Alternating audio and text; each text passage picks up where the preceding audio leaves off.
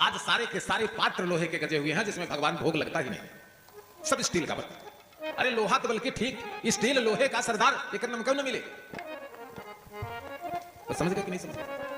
आहारम च भवेत व्याधि, अगर संध्या के समय जो भोजन करेगा उसको भयंकर व्याधि होगी, फिर उसका कोई इलाज नहीं, वो मर जाएगा।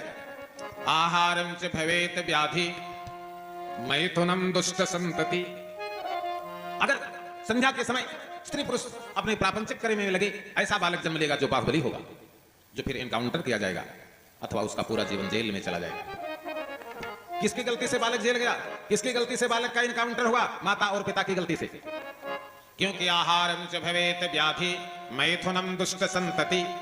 कश्यप को और दिति को हिरण्याक्ष और हिरण्यकश्यप कब प्रकट हुए थे? संध्या काल में ही विहार करने से ना।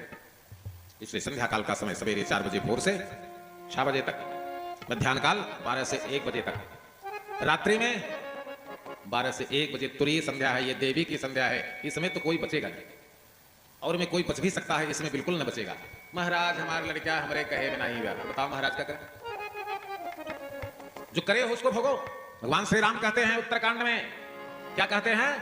करे लोभ बस नर अघनाना, करे लोभ बस नर अघनाना, स्वार्थ बस परलोक नशा।